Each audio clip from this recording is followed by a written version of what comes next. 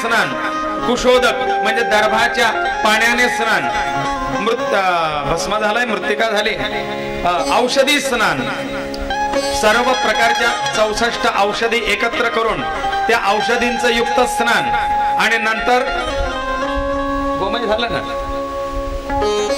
तीर्थ स्नान, अनेक प्रकारच्या आणलेल्या गंगादी पवित्र नद्यांचं तीर्थ स्नान,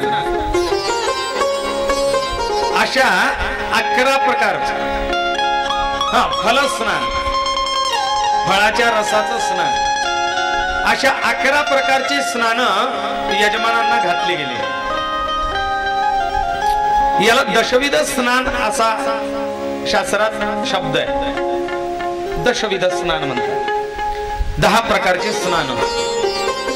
एक स्नानाला संकल्प करून ते अंगावरती घ्यायचंय. पुन्हा शुद्धोदक गंगाळामध्ये तीर्थांचं पाणी घेऊन त्याच्या ते तांब्याच्या भांड्याने कलशाने स्नान करणे. स्नान झाल्याबरोबर एक विशिष्ट प्रकारचं तेज चेहऱ्यावरती जाणवलं.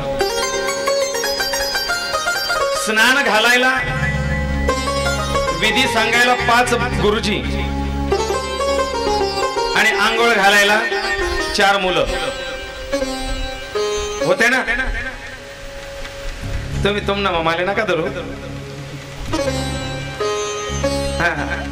म्हणजे ते 3 मुलं आणि एक मी मुलासारखाच होता. आम्ही चौघांनी मिळून अण्णांनाच ते स्नान घातलं. सुनील दादाला म्हटलं अण्णा गेल्यानंतर आंघोळ घातली ना तर अण्णा काही पाहायला येणार नाही माझ्या पोरांनी कशी घातली. पण आज जिवंतपणे तुम्ही जी सेवा कराल ही सेवा कायमस्वरूपी त्यांच्या लक्षात राहणारी. नंतर मारी चौरंग टाकून पलंग टाकून आंघोळ घालतो अंगणात आपण, आहे ना. त्या स्नानाचं महत्व वेगळं, पण आज प्रत्यक्ष साक्षात त्यांना बसवून तुम्ही तुमच्या हाताने जे स्वच्छ निर्मळ स्नान घालाल ते स्नान लक्षात राहणार आहे ना. आणि म्हणून पोरांनी छान सेवा केली. कोणी भस्म लाव, कोणी माती लाव, कोणी चंदन लाव. ते नाही हो आपलं सुगंधी आहे की नाही. दशविध स्नान झाल्यानंतर पुन्हा नवीन नूतन वस्त्र परिधान केले. विष्णू पूजनाचा संकल्प झाला आणि भगवान महाविष्णूची षोडशोपचार पूजा झाली. भगवान महाविष्णूला शंखाने स्नान झालं. ही पूजा कधी पाहिली हो तुम्ही? आलाय का योग बघण्याचा? नाही. मग तुम्ही टीव्हीच पाहत नाही. टीव्ही पाहत असेल तर निदान आषाढी एकादशीच्या दिवशी कार्तिक एकादशीच्या दिवशी टीव्ही बंद ठेवता का काय माहिती. अहो आषाढी कार्तिकेला भगवान पांडुरंग परमात्म्याला ही प्रक्षाळ पूजा आणि पंचामृत स्नान पूजन होतं. तिरुपती बालाजी देवस्थानाला वर्षातून एक ते उत्सवाच्या दिवशी मोठमोठ्या शंखांनी भगवान बालाजीला अभिषेक केला जातो. दही, दूध, तूप, मध मोठमोठ्या हांड्यांनी आणि शंखांनी ओतलं जातं देवावरती. वेद मंत्रांनी भगवंताला ती अभिषेक पूजा होते.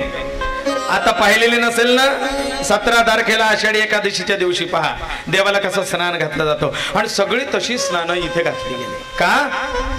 अहम ब्रह्मास्मी एकोहम सर्वस्यामः.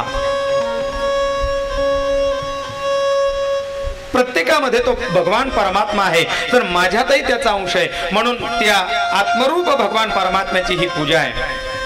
म्हणून ती 10 स्नान त्यांना यजमानांना घातली गेली. याला दशविध स्नान, प्रायश्चित्त पूजा, विष्णूंना शंखाने स्नान, शंखाने अभिषेक, हे संपूर्ण विधिवत पार पडले. 10 प्रकारच्या दानांचा संकल्प. गो भू तिल महिषी, गोदान, तिलदान, सुवर्णदान, भूमिदान, धान्यदान, वस्त्रदान, ह्या दानांचं त्या ठिकाणी संकल्प केले गेलेत. ब्राह्मणांना पूजन करून दान दिली गेली. आणि मग भगवान परमात्मा प्रसन्न झाला आणि तो म्हणला अण्णा तुमच्या या कथेला मलाही यावंसं वाटतंय. बऱ्याच दिवसापासून लोक मला आमंत्रण देत आहेत, पण माझं काही येणं नाही, होतच नाही है ना. पण मला आता असं वाटतं की हे कामधंदे थोडेसे माझे तो बाजूला सारावे आणि तुमच्याकडे मीही उपस्थित व्हावं, म्हणून आदल्या दिवशीच मुक्कामाला आला. धो धो गरजत पाऊस आला. कसा आला म्हणले? धो धो गरजत पाऊस आला. धो धो गरजत पाऊस आला. रात्रभर अखंड त्याने उपस्थिती दिली. सगळीकडे सडा सारवण करून दिलं, संमार्जन केलं, सगळ्यांची मनतृप्त केली. आणि अशा या देवी भागवत कथेचा आज आरंभ आहे. कोणी करावी म्हणलं? ज्याला महिन्याचा नियम नाही, दिवसाचा नियम नाही, वाराचा नियम नाही, फक्त कशी आहे? ज्याची पाप ताप हरण करणारी आहे श्रवण मात्रता. हंती श्रवण मात्रता किंवा श्रुतम हरते पापाणी. श्रवणाने पापांचा नाश होतो. तथारोग्यम प्रयश्चती. आणि आरोग्याची प्राप्ती होते, आनंदाची प्राप्ती होते. अशी ही कथा आहे म्हणले. बालग्रह कृतम यच्च. जी लहान मुलं झोपेत दचकत असतील, घाबरत असतील, अशा लहान मुलांनी जर ही कथा ऐकली तर त्यांचं रात्री झोपेतलं दचकणं घाबरणं कमी होतं म्हणले, किंवा बंद होतं. बालग्रह कृतम यच्च भूत प्रेत कृतम भयम. ज्यांना भूत प्रेत पिशाच्यांची भीती वाटते, ज्यांच्या मनामध्ये एक विशिष्ट प्रकारची भीती असते नेहमी, त्यांचं भय दूर होतं. देवी भागवतस्यास्य श्रवणात याति दूरता. देवी भागवताच्या या पावन श्रवणाने भीती दूर होते, भीती भय दूर होत. मग ती या भूतप्रेत पिशाच्यांची भीती असो की एक मनातली विशिष्ट प्रकारची भीती असो, त्याचा प्रत्यय लगेच आला आम्हाला. या देवी भागवताच्या पहिल्याच दिवशी भीती कशी दूर होते सगळ्यांचं निश्चित झालेलं होतं. पण एक इच्छा होती की देवी भागवताची कथा आहे आणि देवीची कथा किंवा देवीचं चरित्र किंवा देवीचा उत्सव, देवीचा कार्यक्रम संबळाशिवाय अपूर्ण वाटतो. आणि म्हणून या कार्यक्रमाला संबळ सुद्धा असावं. काही लोकांना विचारलं, पण अचानक आठवलं की माझे जवळचे मित्र आहेत आमचे कपिल दादा कपिल पवार. त्यांना सांगितलं, कपिल दादा तुम्ही गोंधळी आहात, तुम्ही सुचवा ना कोणी गोंधळी देवीच्या कार्यक्रमामध्ये संबळ वाजवून सेवा करतील का? ते म्हणले, गुरुजी काळजी कशाला करता, माझाच पोरगा आहे, पण त्याला स्टेज डेअरिंग नाही, तो जरा घाबरतो. स्टेज डेअरिंग काय नाही, तो जरा घाबरतो. अहो म्हटलं, भीती दूर करणारीच कथा आहे, पाठवा ना त्याला. तो पण व्यासपीठावरती आला, भीती दूर होऊन. त्याला म्हटलं, आजपासून तुझ्या मनातली भीती जाईल आणि तुला व्यासपीठावरती कार्यक्रम करण्याची एक स्टेज डेअरिंग येईल. ये भय दूर करणारी कथा. या वर्षी मागच्या शिवपुराणाला नव्हते आमचे शेटे महाराज, अनिल शेटे, ते सोनईहून आले. शनी शिंगणापूरच्या कथेला होते, त्याच्यानंतर आपल्या रामकथेला होते, रामायणाला. शिवपुराणाला दांडी मारली. ते याला गेले होते, काय म्हणतात त्याला, आपलं बद्रीनाथ केदारनाथ कथा तिथे होती, तिकडे गेले होते. आमचे गोविंद दादा, गजानन दादा, अशोक भाऊ नाही, अशोक भाऊंच्या ऐवजी महेश महाराज, या तिघांची ते मागच्याही वर्षी होती, याही वर्षी ते लाभले. संबळ वाजायला आपले पवार साहेब आहेत, पवार भाऊ. इकडे आमचे हरिभक्त परायण विप्रवर सोमनाथ शास्त्री, आमचे केशव गुरुजी नाईक, ते कंपल्सरी आहेत पहिल्यापासून, त्यांचा चेहरा सगळ्यांना ओळखीचाच आहे. ही सगळी गुणीजन मंडळी, कलाकार मंडळी,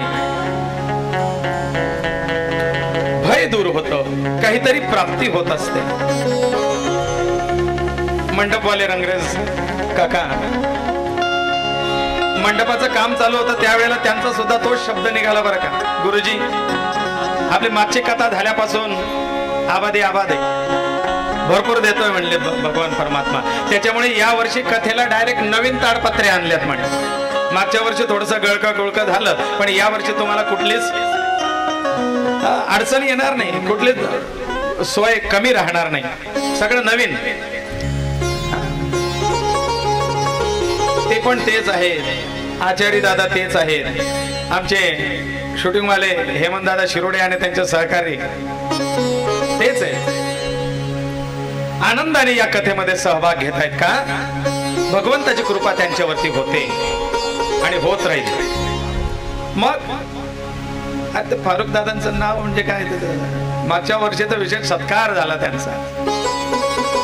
फारुख भाऊ आपले, ज्यांच्या माध्यमातून हा आवाज गोड करून नाही तर आमच्या आवाजाला काय हो.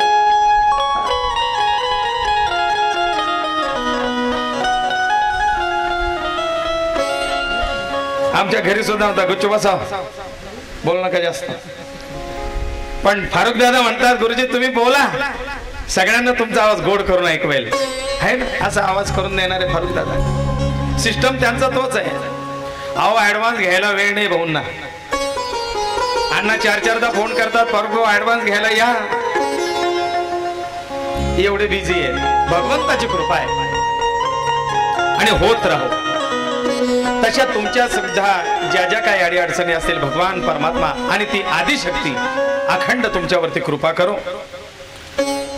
बालग्रहं कृतं यच्च भूत प्रेत कृतं भयं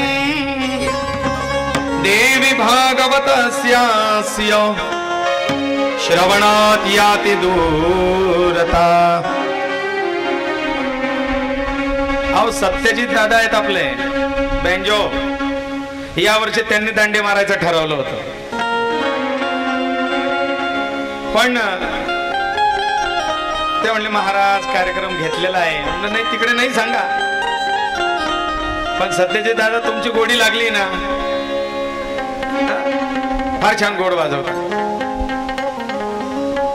आणि मग आता या वर्षी ते नसते तर असं वाटलं असतं काहीतरी कमीच राहून गेलं. हाताला गोडवा आहे हो. आपल्या या परिसराचं भूषण ते ईश्वर सर वाघ, शाळेमुळे त्यांना नाही जमत, पण ते म्हणले गुरुजी 1 तास का ना, शेवटी मी येत जाईल. हे सगळे यांच्यावरती सरस्वतीची कृपा आहे. म्हणजे कोण आली? आदिशक्ती. वाद्य नाद ब्रह्म आहे, त्याच्यातून जो एक एक सूर, एक एक ताल, एक एक स्वर निघतो, याला विशिष्ट माळेत गुंफणारी ती माता आदिशक्ती सरस्वती आहे. कला हे देवीचं स्वरूप आहे आणि म्हणून तिची कृपा सदैव आपल्यावरती होत राहावं. ती बुद्धी रूपेण आहे, ती शक्ती रूपेण आहे, ती वाणी वाचा रूपेण आहे, ती लक्ष्मी रूपेण आहे, ती दया रूपेण आहे, ती मती रूपेण आहे, ती भ्रांती रूपेण आहे. तिची सदैव कृपा होत राहावी. मग काय प्राप्त होतं या कथेने? धर्म अर्थ काम मोक्षांच, धर्म अर्थ काम मोक्ष, मोक्षांच लभते नरः. धर्म अर्थ काम मोक्ष याची प्राप्ती होते. अपुत्रो लभते पुत्रम, दारिद्र्यो धनवान भवेत. जो दरिद्री आहे, खरोखर दारिद्र्याने पिडलेला आहे, त्याने श्रद्धेने भक्तिभावाने मनापासून कथा श्रवण करा. भगवतीची कृपा तुमच्यावरती झाल्याशिवाय राहणार नाही. अपुत्रो लभते पुत्रम, ज्याला संततीला अडचणी येत आहेत,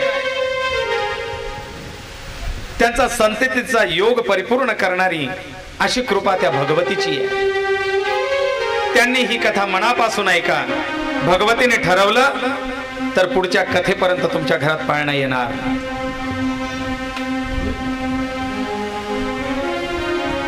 ही ग्वाही देवी भागवत पुराणातच दिली आहे. ग्रंथ उघडा, श्लोक त्याच्यात दिलेला आहे. अपुत्रो लभते पुत्रान. ज्यांना संततींना अडचणी येत आहेत त्यांना मी संतती मिळण्याविषयी संततीची कृपा मी करीन. का? कारण तिचं स्वरूप आहे पुत्रदा लक्ष्मी. ती धनलक्ष्मी आहे, ती धान्य लक्ष्मी आहे, ती वैभव लक्ष्मी आहे, ती पुत्र लक्ष्मी आहे, म्हणजे संतान लक्ष्मी आहे. मग ती का कृपा करणार नाही आपल्यावरती?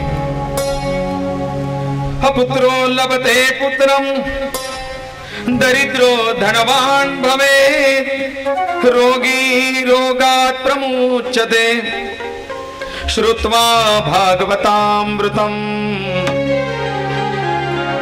रोगी असेल तो रोगमुक्त व्हायला ती भगवती त्याच्यावरती कृपा करेन. फक्त तुम्ही मनापासून तिला शरण जा. कारण रोगमुक्त होण्याकरता आपल्यात एक विशिष्ट शक्ती असावी लागते. कारण डॉक्टरही सांगतात तुमच्यात काय पाहिजे? रोगाशी लढण्याकरता जी शक्ती असते तिला काय म्हणतात? ती रोग प्रतिकारक शक्ती. आपल्या व्यवहारात त्याला एक शब्द आहे आणखीन, इम्युनिटी. हे आमचे मेडिकल वाले दादा खालून सांगतात इम्युनिटी पॉवर नाही, आत्मबल. रोग प्रतिकारक शक्ती ते आत्मबलाने येते. तुमचा मनाचा निर्धार, माझं ऑपरेशन सक्सेस होणार, मी या रोगातून बाहेर निघणार, हा कोरोना मला काहीही करू शकत नाही. असू दे ना 95% ब्लॉकेज, मी ताट होईल, नीट होईल, पुन्हा चाला फिरायला लागेल. ही ज्या वेळेला तुमच्यातली आत्मशक्ती जागृत होते त्यावेळेला ते डॉक्टरही म्हणतात तुमचं ही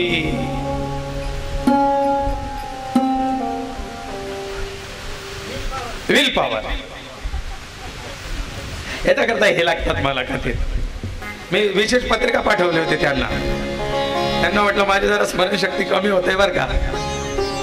शब्द साठा आणि संग्रह त्यांचा जो चांगला आहे.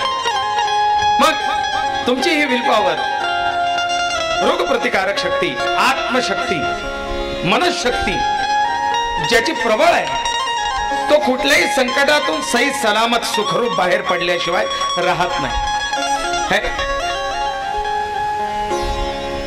ती शक्ती कुठून मिळते? ती ऊर्जा देणारी ही जगदंबा. आणि म्हणून त्या जगदंबेची उपासना. वंध्यावा काकवंध्यावा मृतवत्सा चयात्गन.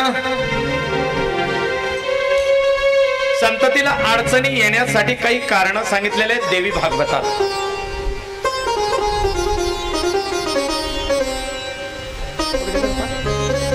संततीला व्यवहारामध्ये काही लोक, ज्या स्त्रियांना संतती लवकर होत नाही त्या स्त्रियांना विनाकारण डिवचलं जातं, चिडवलं जातं, हिनवलं जातं.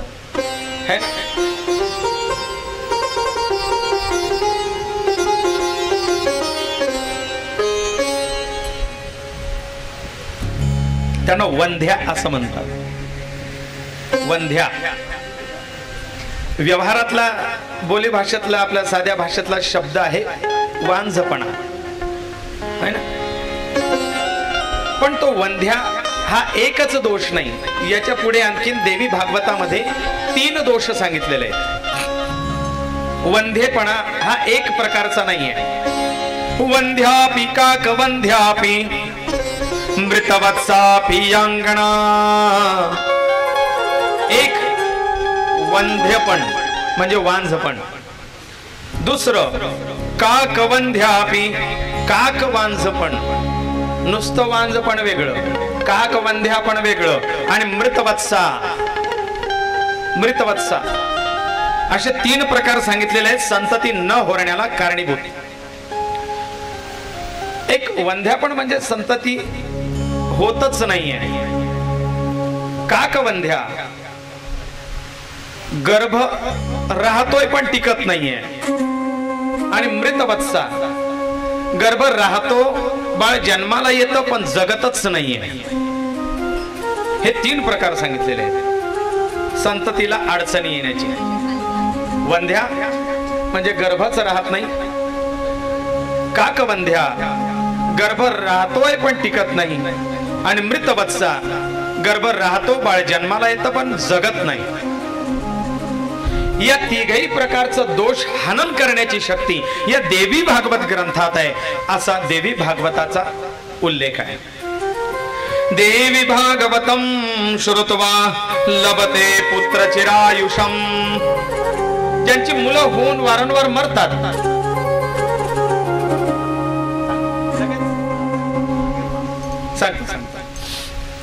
ज्यांचे मुलं होऊन लगेच मृत्यू पावतात किंवा ज्यांचा गर्भच राहत नाही, गर्भ टिकत नाही, गर्भपात होतो, तर त्या दोषाला दूर करणारे लभते पुत्रम चिरायुषम. चिरायुषी दीर्घायुषी संतती प्राप्त होण्याकरता हे देवी भागवत ग्रंथ महाफलदायी आहे, असं ठाम वचन देवी भागवताचं आहे. फक्त तुमचा रिस्पॉन्स, तुमची कनेक्टिव्हिटी, तुमचं कनेक्शन, तुमची नाळ त्या जगदंबेशी तशी जुळली पाहिजे. त्याच्याकरता तेवढ्या तन्मयतेने आणि उत्कंठतेने ऐकणारा हवा. अशी ही पुण्यपावन आणि महत्फलदायी श्रीमद देवी भागवत कथा आहे. ही पूर्व पीठिका, भागवत कथेची पूर्व पीठिका 6:45 होऊन गेले. कारण अण्णा आले म्हटलं म्हणजे मग मी गडबडलो ना. एवढ्या लवकर ते म्हटले जेवणाचं डिक्लेअर करून द्या. आम्ही म्हटलं इतक्या लवकर. सगळ्या भागवत श्रोतृगणांना सहकुटुंब सहपरिवार सगळ्यांनी आलेल्यांनी कोणीही भोजन केल्याशिवाय जाऊ नका. महाप्रसादाची रोजची व्यवस्था नेहमीप्रमाणे दरवर्षाप्रमाणे याही वर्षी कथा श्रवणानंतर भोजन मंडपामध्ये मागच्या बाजूला तिकडे भोजनाची व्यवस्था आहे. सुंदर अमृतोपम असं भोजन महाप्रसाद आहे. सगळ्यांनी या भोजनाचा लाभ घेतल्याशिवाय जाऊ नका. अशी ही पुण्य पावन कथा. 6:45 झाले ना बरोबर का? घड्याळ मागे पुढे झालं माझं, मला विश्वास नाही. अशी ही पुण्य पावन देवी भागवत कथा आहे. या स्वर्ग मोक्ष सुखानीच स्वर्ग आणि मोक्ष देणारी, स्वर्गाचा आणि मोक्षाचा सौख्य देणारी ही देवी भागवत कथा आहे. सर्व कामना पूर्ती करणारी देवी भागवत कथा आहे. या ग्रंथाचा मूळ उद्गाता कोण आहे? मूळ उद्गाता साक्षात भगवती आदिशक्ती जगदंबा आहे. या कथेचा मूळ उद्गाता म्हणजे जगदंबा आदिशक्ती आहे. आदिशक्ती पासून हा ग्रंथ, हे ज्ञान भगवान महाविष्णूंकडे आलंय. भगवान महाविष्णूंकडून ब्रह्मदेवांकडे, ब्रह्मदेवांकडनं नारदांकडे, नारदांकडनं महर्षी वेदव्यासांकडे, मग महर्षी वेदव्यासांकडनं राजा जन्मेजय, सुतमुनी आणि शुकदेव भगवान यांच्याकडे आलं. आणि मग त्यांच्या माध्यमातून हजारो 88,000 ऋषीमुनींना प्राप्त झालं. आणि त्यातले आपण एक आहोत. आपल्यासारख्या पामर श्रोत्र्यांना, तुमच्या आमच्या सारख्यांना हे ज्ञान प्राप्त झालं. मूळ उद्गाता आदिशक्ती भगवती. महर्षी वेदव्यास हे जरी प्रमुख वक्ता असले तरी वेदव्यास हे स्वतः विष्णूंचे अवतार आहेत. महर्षी वेदव्यास हे विष्णूंचे अवतार आहेत आणि म्हणून विष्णूंपासून विष्णूंपर्यंत अशी ही कथा आहे. महर्षी वेदव्यास यांचं थोडं स्तवन करूया. नमोस्तुते व्यास विशाल बुद्धे पुल्लारविंदायत पत्र नेत्र येन त्वया भारत तैल पूर्णा प्रज्वालितो ज्ञानमया प्रदीपः. हे व्यास महर्षीला आहे आणि म्हणून हे व्यास महर्षे तुम्हाला माझा नमस्कार आहे.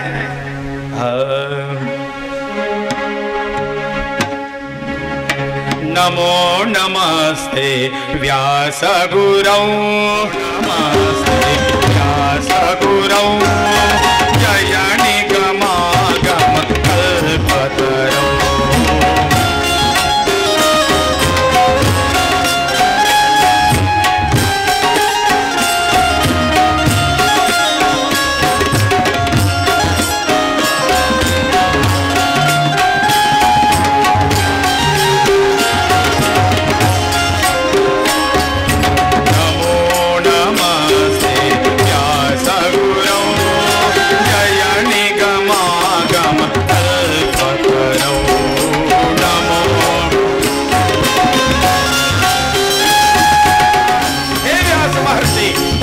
साष्टांग दंडवत.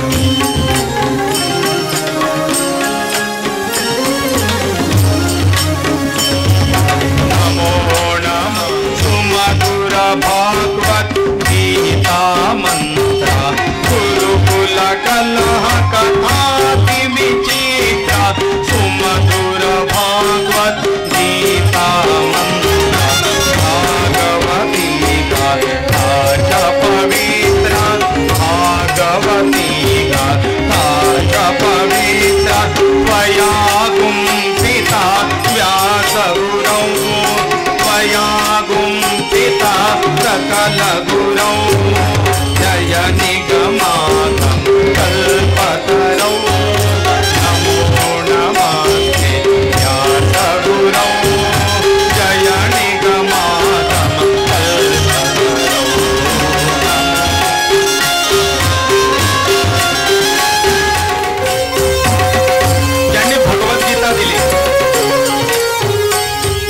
बद्ध केली, श्रीमद भागवत पुराण दिले, अनेक सुमधुर ग्रंथ दिले. वेदारण्यक समारोपणम उपनिषदमृतो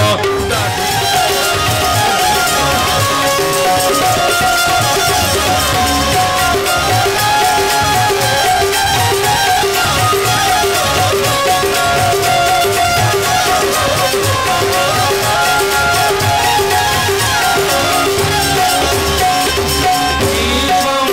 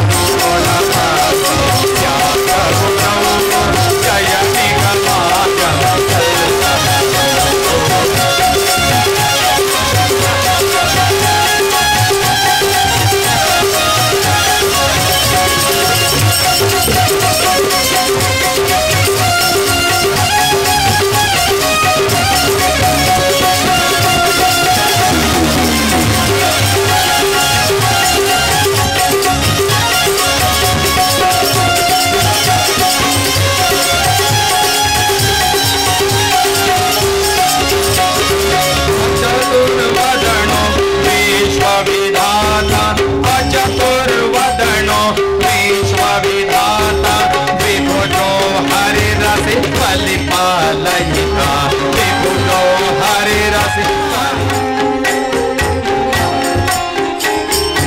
अचतुर्वदनो विश्वविधाता अचतुर्वदनो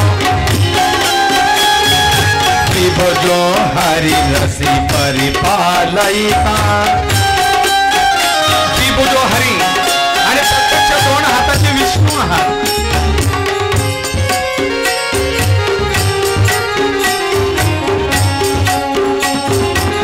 चतुर्वदनो विश्वविधाता विभुजो हरिरसि परिपालयिता अमल नयनो सिंहनो हते अमलो नयनो खिल संहरता त्वमेव भगवान् विश्वगुरौ त्वमेव भगवान् विश्वगुरौ जय निगमागम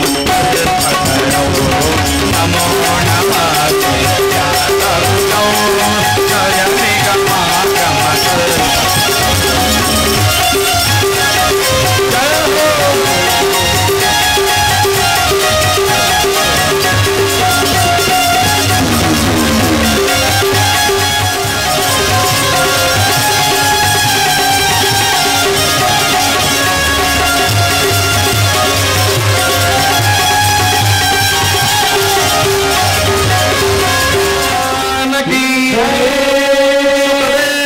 भगवान की अय्यंबेचा.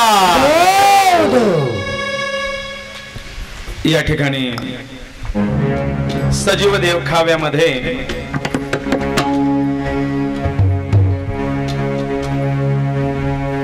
सौभाग्यवती पूजा घनश्याम जोशी हे कलाकार राहून गेलेत ना, नाव घ्यायचं.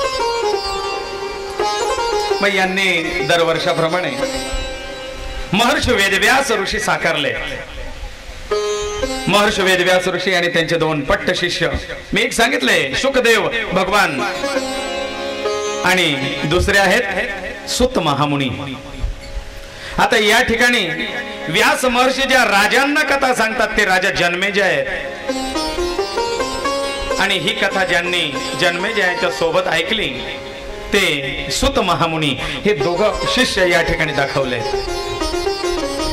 राजवेशामध्ये असलेले राजा जन्मेजय आणि साधू वेशामध्ये असलेले सुत महामुनी जे विद्यार्थी दशेत दाखवले, व्यासांचे शिष्य. असा हा सुंदर देखावा झाकी करणाऱ्या तर माझ्या सौभाग्यवती पूजा झालेले आमचे ज्येष्ठ पुत्र तेजस घनश्याम जोशी, सुतमुनी झालेले रुद्र घनश्याम जोशी आणि राजा झालेले आलय महाराज. मागच्या वर्षाचा भूताचा रोल सगळ्यांच्या लक्षात राहिला असेल. असे हे कलाकार सहकलाकार दरवर्षी आपल्याला खूप छान सहकार्य करतात. एकदा त्यांच्या करता पण टाळ्या.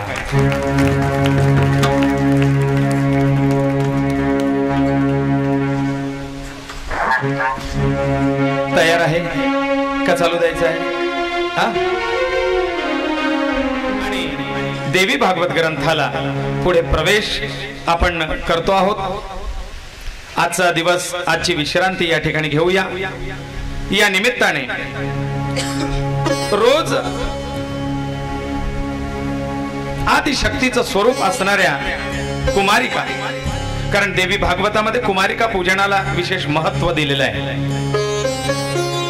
आणि म्हणून रोज एका कुमारिकेचं पूजन आणि रोज एका सुवासिनीचं पूजन या ठिकाणी होत जाईल. कथा समाप्तीनंतर आधी कुमारिका पूजन होईल, मग सुवासिनीची ओटी भरली जाईल, सुवासिनी पूजन, आणि त्यानंतर आरती.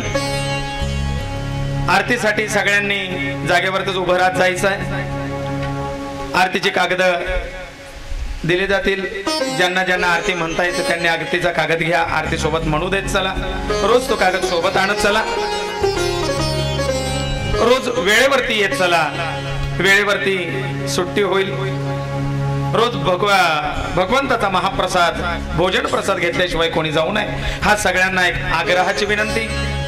शिरुडे परिवार यांना जेवू घालण्यात फार आनंद आहे आणि म्हणून अन्नदान जेवू घालणे अन्नाशिवाय कोणी परत गेलं तर त्यांचं मन दुखावलं आणि म्हणून अण्णांचा आग्रह आहे की अन्न वाया जाता कामा नये, पण अन्नदान झालं पाहिजे. म्हणून अण्णांच्या माध्यमातून अन्नाचा लाभ घ्या अशी मी प्रार्थना करेन. सगळ्यांनी भोजन केल्याशिवाय जाऊ नये. आरतीची आणि कुमारिका पूजनाची तयारी होईल. कुमारिका पूजनामध्ये 2 वर्षापासून 10 वर्षापर्यंतची कुमारिका या ठिकाणी पूजनास अधिकारी सांगितलेली आहे. का हे मी पुढे ग्रंथात सांगेलच. ज्या वेळेला कुमारिका पूजनाचा आणि कुमारी महात्म्याचा विषय येईल त्यावेळेला मी कुमारिका पूजनाचं महत्व सांगेन. आज पहिलं प्राधान्य 2 वर्षाच्या कुमारिकाला असणार आहे. जर या उपस्थितांमध्ये कोणी 2 वर्षाची कुमारिका असेल तर तिला कृपया स्टेजकडे घेऊन या.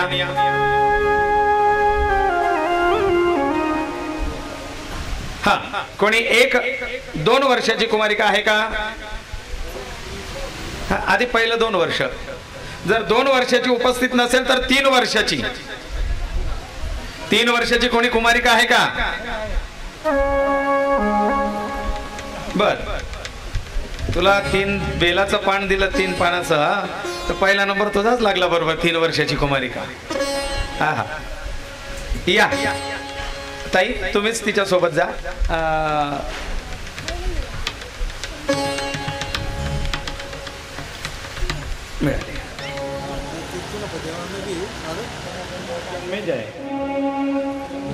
इथे आपण ऐकलंय महर्षी वेदव्यास ऋषींच्या सोबत जी भागवत कथेमध्ये आपण प्रमुख श्रोता ऐकलेत. कोण? राजा परीक्षितींचे हे सुपुत्र, परीक्षितींचा मुलगा अर्जुनाचा पंतू, पांडवांचा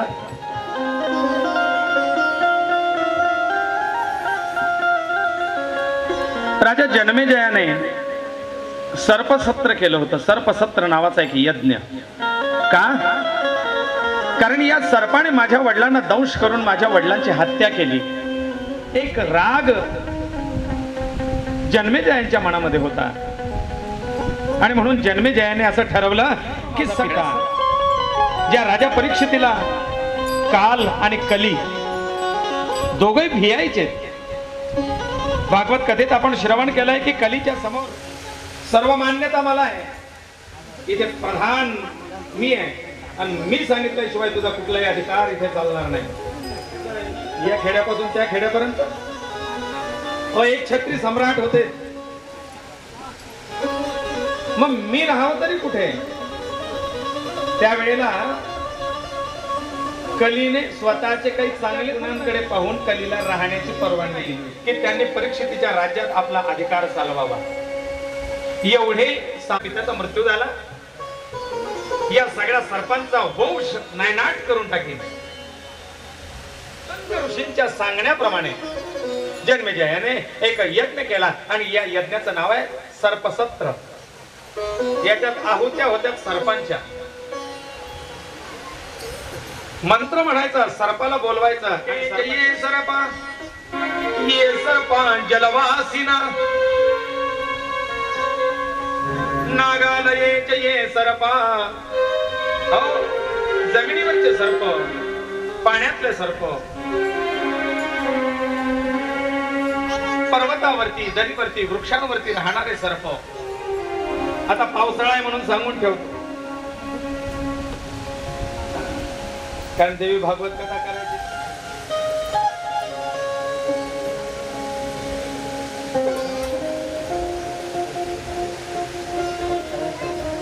कारण सगळे साप विषारी नसतात, पण सगळे बिनविषारी म्हणून पकडू नका, है ना? मग असा हा सर्प आपल्याला डोळ्याने दिसला नसता राजा जन्मेजयाने या सगळ्यांना संपवायला सुरुवात केली होती.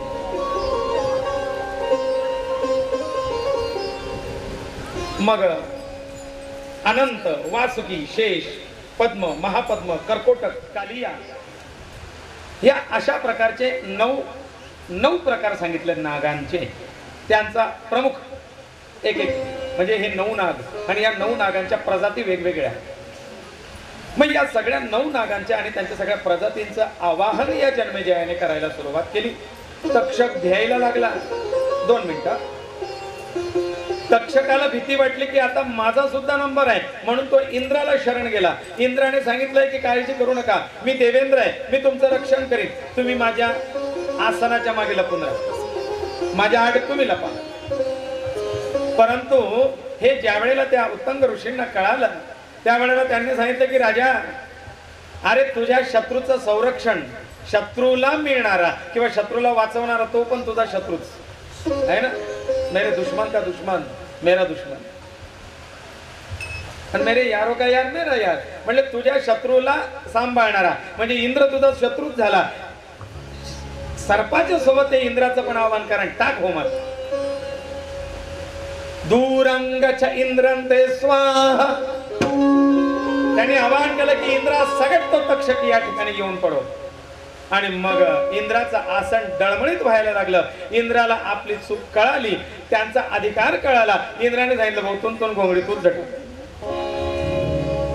माझ्या मागे लपू नको, तुझ्या बरोबर माझंही नुकसान होईल. आणि म्हणून अपराध्याला सहाय्य करणारे किंवा त्या अपराध्याला पोटाशी घालणारा सुद्धा तेवढाच अपराधी आहे. तक्षक थरथर थरथर थरथर कापत त्या ठिकाणी उपस्थित झाला. हात जोडले, म्हणले महाराज क्षमा, मीही जे काही कार्य केलं त्याच्या मागे काहीतरी कारण आहे. पण तेवढ्यात त्या ठिकाणी अगस्त्य ऋषी प्रगट झाले. अगस्त्य ऋषीने सांगितलं जन्मेजया थांब, सर्पसत्र थांबव. साधू आपल्या यज्ञात आलाय म्हटल्यानंतर जन्मेजयाने हात जोडलेत आणि महाराज आपलं स्वागत आहे.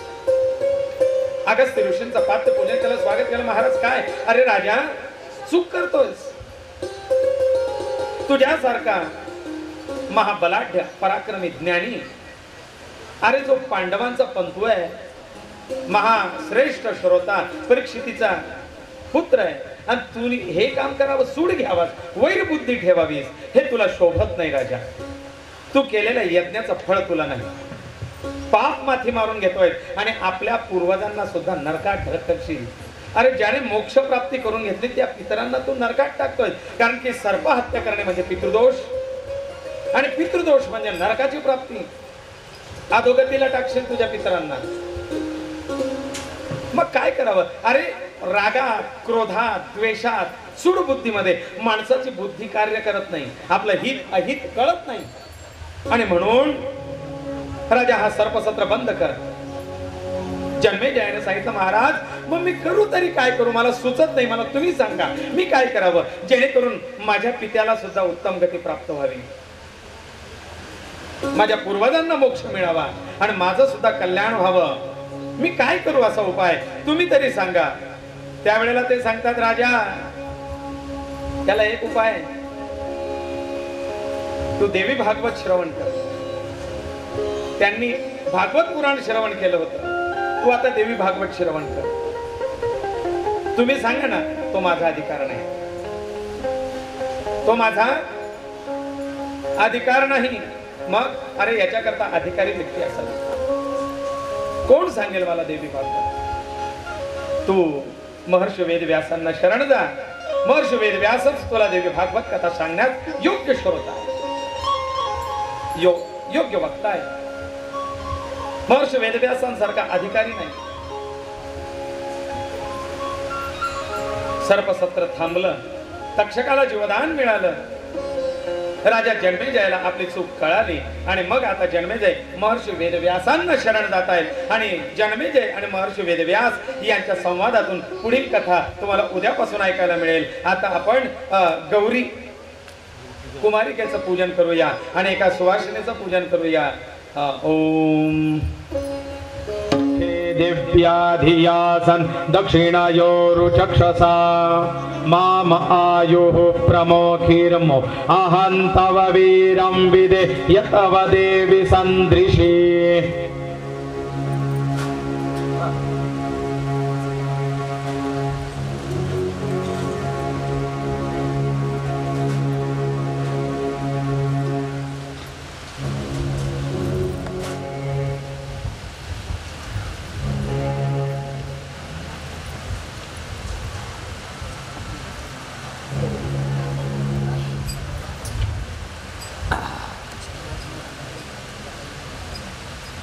हॅलो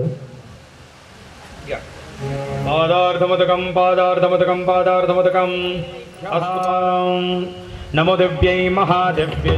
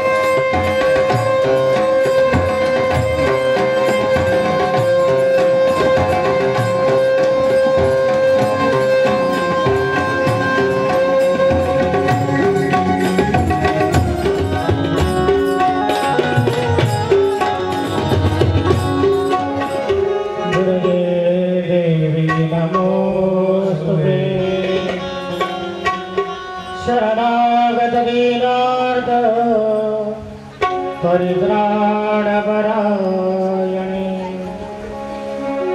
सर्वस्यार्थ हरे देवी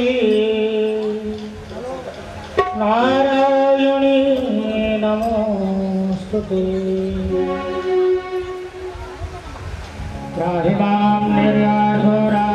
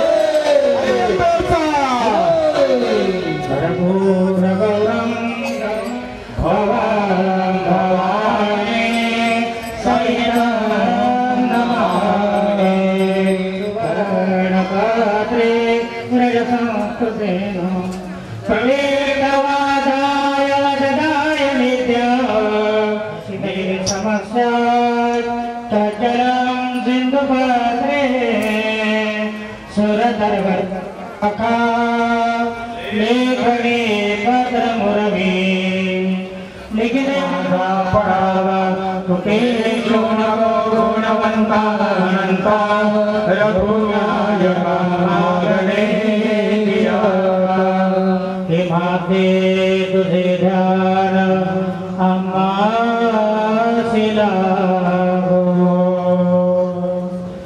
तुझे नाम मुझा मुखासी येवो हे माते तुझे आगे दासानु दासा नमस्कार माते तुझिया